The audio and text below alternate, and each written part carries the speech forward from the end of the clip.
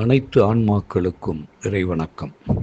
இறையருள் துணையோடும் குருவருள் துணையோடும் திருமந்திரத்தின் பாடல் விளக்கங்களை செவிமடுக்கின்ற இப்பயணத்தில் இன்று நாம் முதல் தந்திரம் 20 பாடல் 291 கல்வி.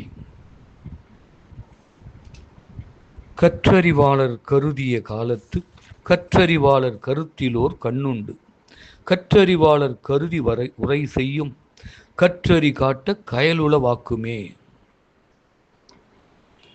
இப்பாடலில் கல்வியாகிய பேரறிவு ஞானத்தை பற்றிய செய்தியை இங்கே விளக்கத்தை கூறுகின்றார்.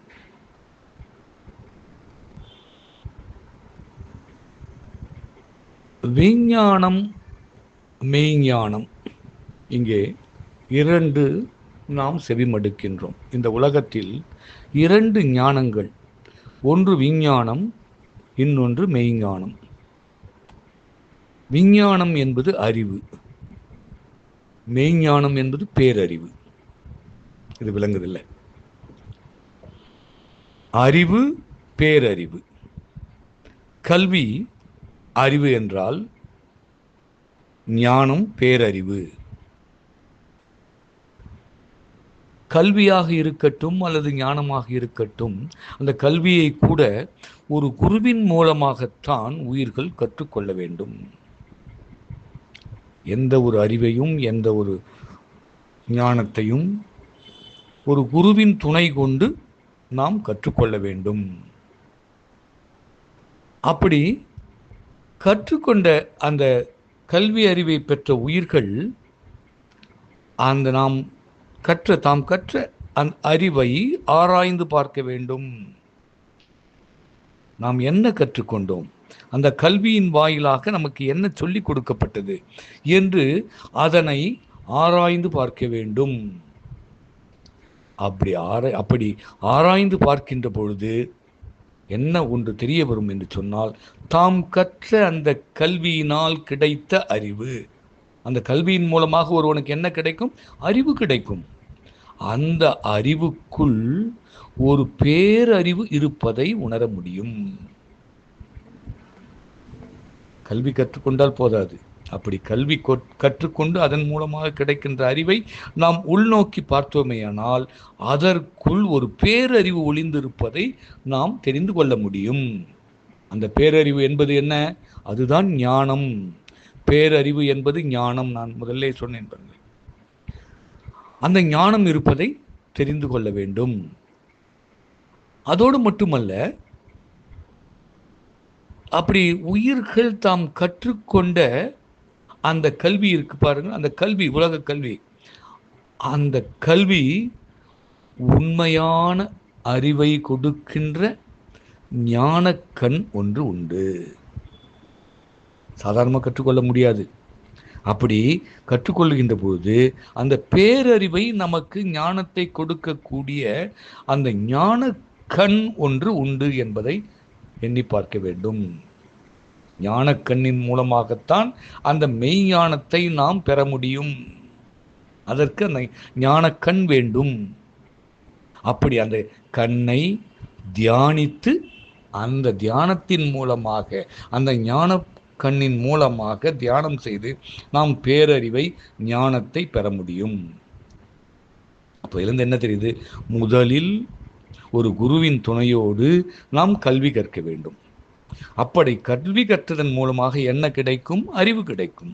அந்த அறிவுக்குள் நாம் இன்னும் சற்று தியானித்து உள்நோக்கி சென்றோமேயானால் அதற்குள் ஒரு பேரறிவு ஞானம் ஒளிந்திருப்பது தெரியும். அதை எப்படி பெற வேண்டும்?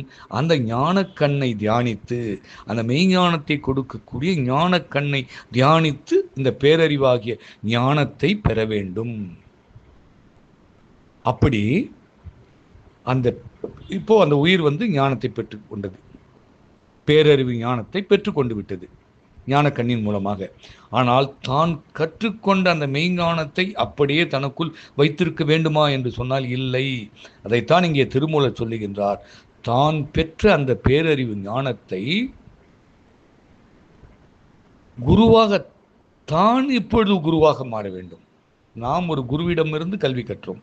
இப்பொழுது அந்த மெய்ஞானம் பேரறிவு நமக்கு கிடைத்த பிறகு நாம் குருவாக மாறி நம்மை நாடி வருபவர்களுக்கு அவர்களுடைய தகுதிக்கு ஏற்ப என்ன செய்ய வேண்டும்?